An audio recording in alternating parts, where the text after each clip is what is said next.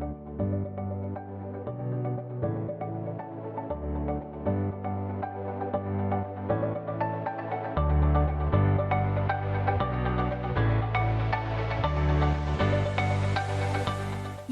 Indonesia, under the Indonesia Integrated National Financing Framework or INFF, with the Ministry of National Development Planning Indonesia Bappenas, welcome you to the Financing Dialogue Impact Investing.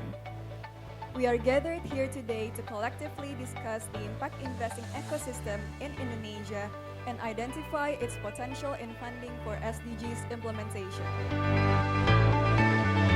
Some of us, I believe, knows about impact investing. Yeah? So this is about how that investors, especially private investors, can get financial return, but they also can contribute to social and environmental, outcomes.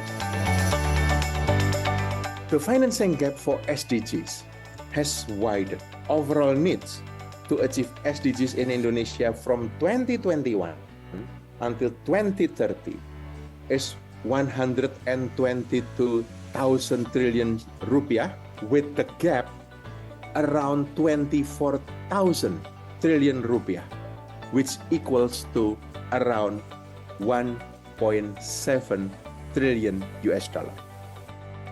As Pak Yanuar mentioned, that Indonesia's position is quite good compared to other countries, but we have also some homeworks to do.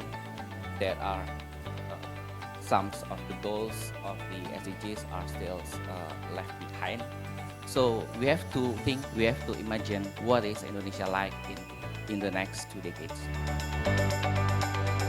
We want to incentivize private funding, right? As we saw, less public money is allocated to Indonesia, so we need to incentivize more private funds, and how to attract not just private capital that's commercial, but also philanthropic capital, right? And we know that there's a lot of that here. That's our next step. That's what we will be focusing on for the rest of the year.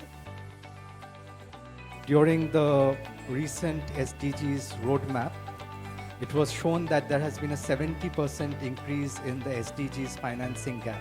The public sector alone cannot bridge this gap, and this needs a kind of a catalytic effect from all stakeholders to come together to try to achieve this. And one of the enablers for achieving it is blended finance.